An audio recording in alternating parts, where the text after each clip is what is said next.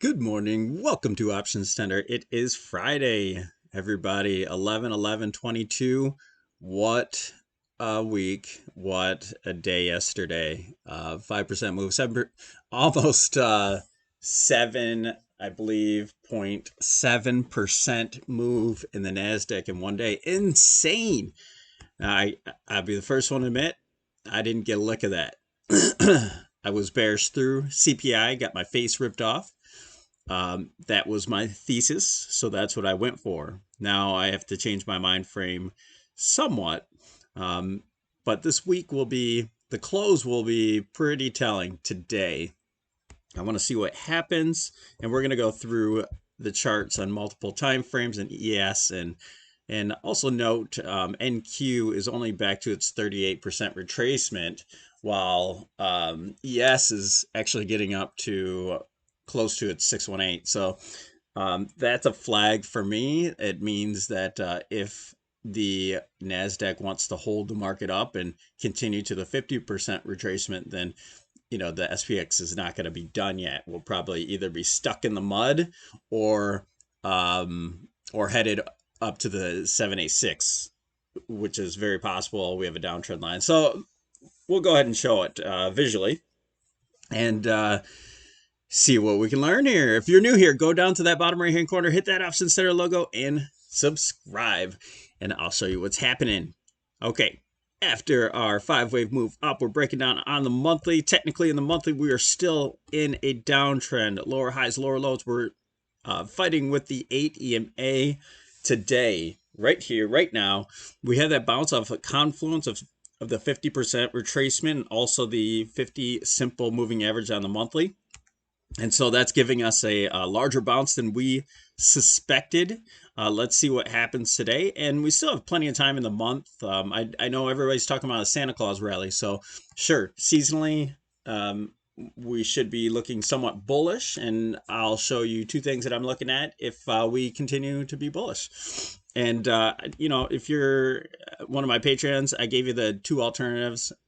I'm sorry if you took the downside and followed me, and hopefully you got out, but I did give the alternative upside, and so we're gonna show that as well. So on that monthly time frame, we're still headed down in the MACD. It's starting to slope sideways. We're getting near that 50%, or excuse me, the zero line, so that would be more of a neutral stance, but we still have histograms to the downside. It looks like we're trying to cross over on the RSI. We're gonna have to see how that looks when we end the month. This can very well, if the monthly candle reversed, it could just drop instead of crossover on that RSI line. So something to look at in the long term. And then our targets are the same. We still have downside targets, 3,500 area to the 3,200 area is the next. It's coming from where. We just have to figure out from where. The Fed is still tightening. It's still the same thesis, but we are bouncing right now, and we are bouncing hard. Okay, weekly. On the weekly time frame, here we fell out of the bearish rising wedge, lower highs, lower lows, same thing, still bearish thesis. If I dig in a little bit closer here, I was really looking at this 3,900 area. That was a big area for us, and now the week has not closed, but if we close above this, we'll be looking for any pullback to hold on that 3,900 area so we can get in to the long side. We can't just jump in today. We might be able to scalp a little bit on futures, but we really have to be careful on any pullbacks, because at that massive move, maybe we just melt straight up. Look at this move way over here. Move up there, barely pulled back to go higher and higher. So that's what we're kind of looking at right now, but we want that 3,900 area at least to hit.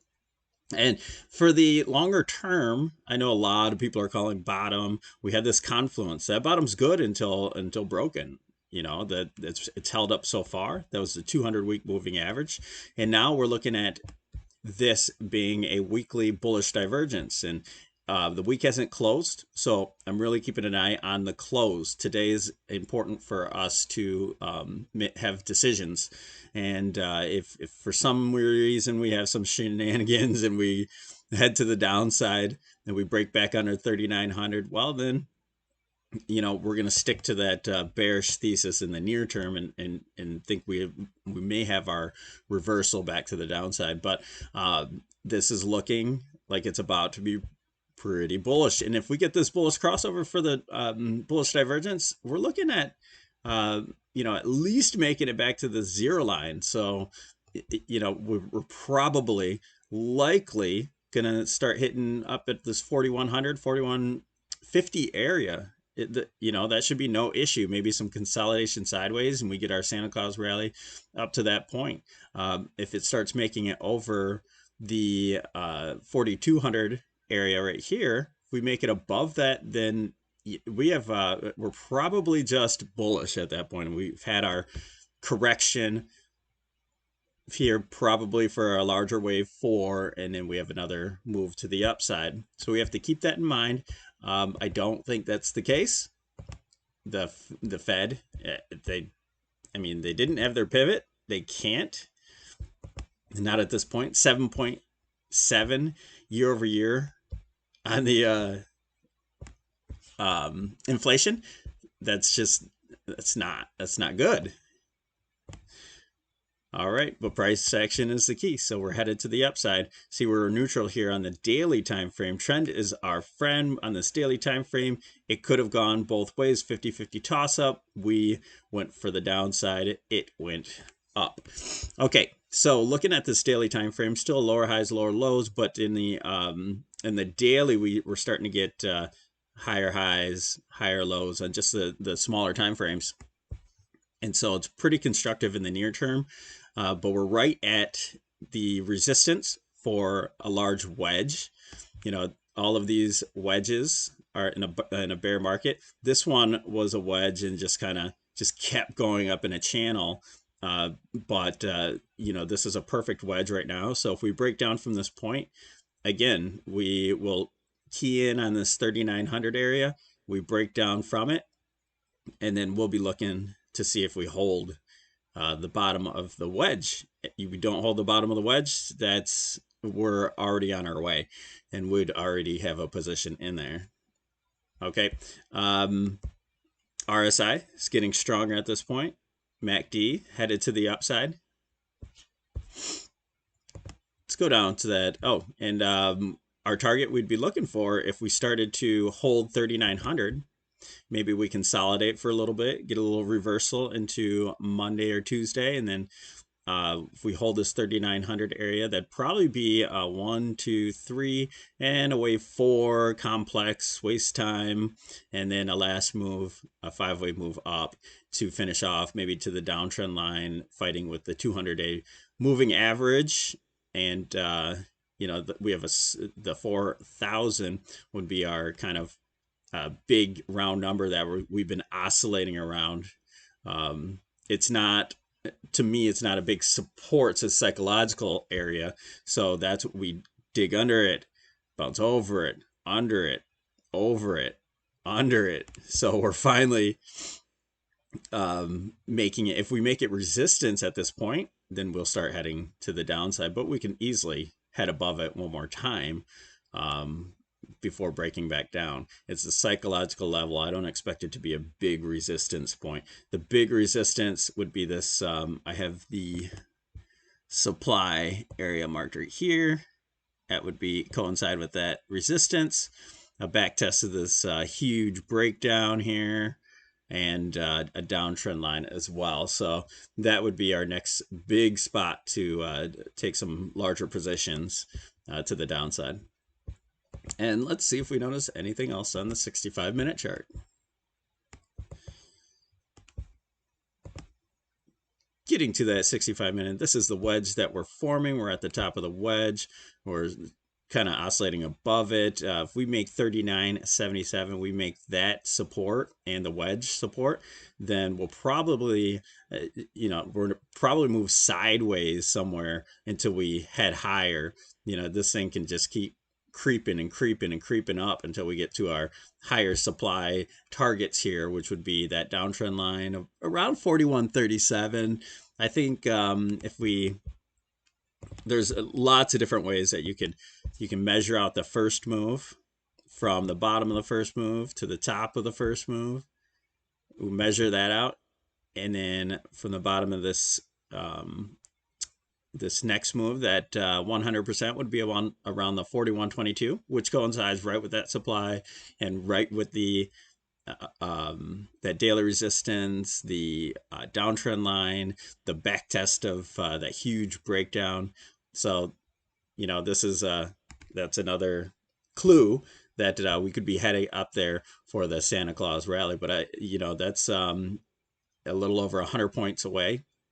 It's not a massive move up there, so we'll be very patient. We will try to hold above this 3,900, 39.24. This area in between the options expected move or so, which should just and then if we somehow get down below that, then we're just back testing that downtrend line. So at the worst, 38.50.